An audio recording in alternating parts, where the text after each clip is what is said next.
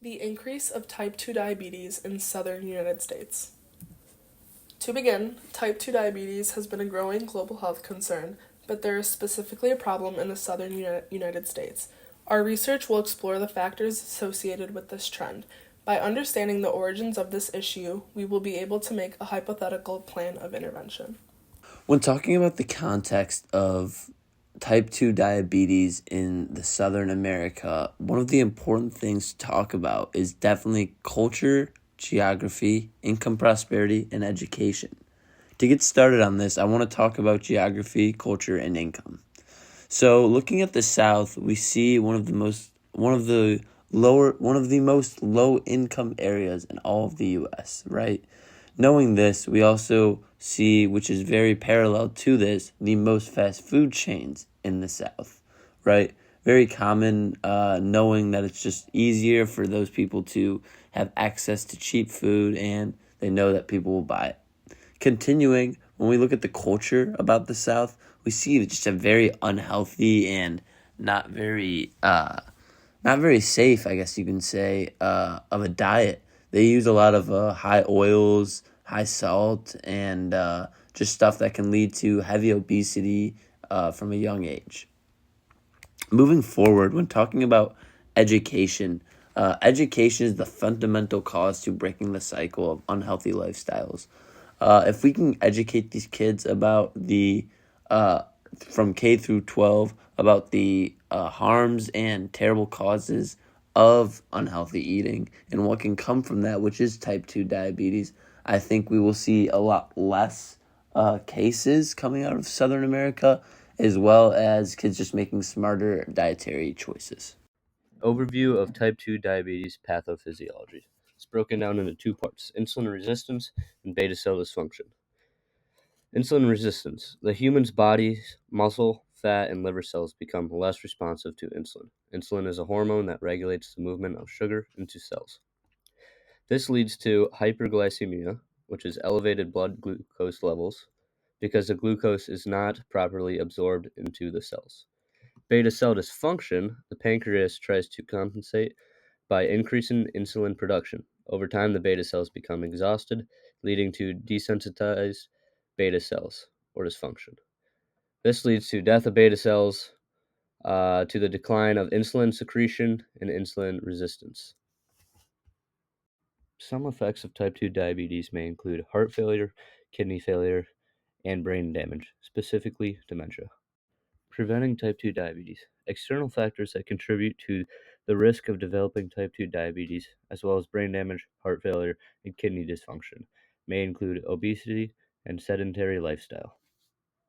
On the maps of the US, we are able to see the amount of diagnosed diabetes, obesity, and physical inactivity in specific locations and specific states.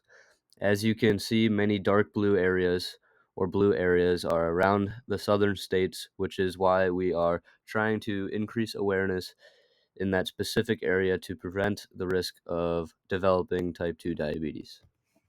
The epidemiology of type 2 diabetes in the southern state is important because not only do they have a higher number of type 2 diabetes patients, but also because of trend around the area, possibly showing patterns for spotting reasons and solutions. There are several ways we can track type 2 diabetes in the area to develop a solution model or research.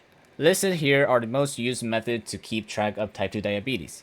Healthcare data from CDC collected nationally, state programs that each state monitor their population through programs, surveys directly given out to the population, records from hospitals and clinics in the area, research studies that can be used to predict the population and intensity, and finally, mapping and analyzing through images such as the diabetes belt. The most common issue that occurs in these states was due to low income, unhealthy environments, and lack of healthcare in the area. The biggest reason that can be referred to from the data is that these areas are most likely to have a stigma against certain population, such as African Americans or Hispanics. For the statistics of the people who live in the South, 13.7 of individuals in the South are below poverty line, and 11% of the population doesn't have a degree. In the South, 18% are African American, 19% are Hispanic, and 4% are Native American. The South is also the second to largest region of people who are 18 years and older and that are smoking every day at 12.4%. And the median age of the South is 38.8, and 48.4 are at the age of 40 years or older. And we know that if someone is 45 years or older, type 2 diabetes can be more prevalent. In the southern U.S., efforts include educational health programs, food treatment therapy, and biometric screenings to improve awareness, promote better dietary choices, and monitor glucose levels. States like Mississippi have made strides with these measures, but diabetes rates continue to rise, signaling the need for a more integrated, accessible intervention. China has faced similar challenges, with diabetes prevalence rising from 0.67% in 1980 to 11.2% in 2017. Their response include diabetes clinics in Shanghai and integrating primary care with public health services. While the US and China face unique issues, both share the need for educational and holistic healthcare approaches to manage and prevent diabetes effectively.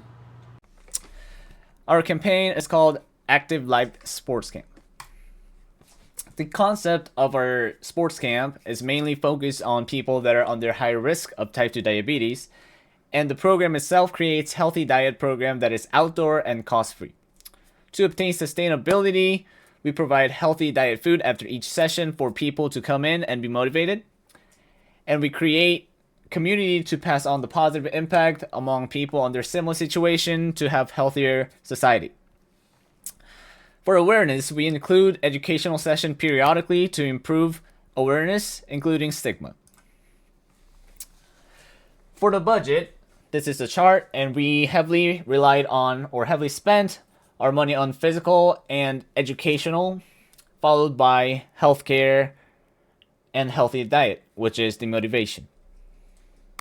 The entire goal we are focusing on through our efforts, we hope to inspire a shift in attitude towards type 2 diabetes, encouraging individuals to promote community-based health programs, physical activity, access to healthy foods, and health education campaigns to prevent type 2 diabetes for ourselves and for future generations.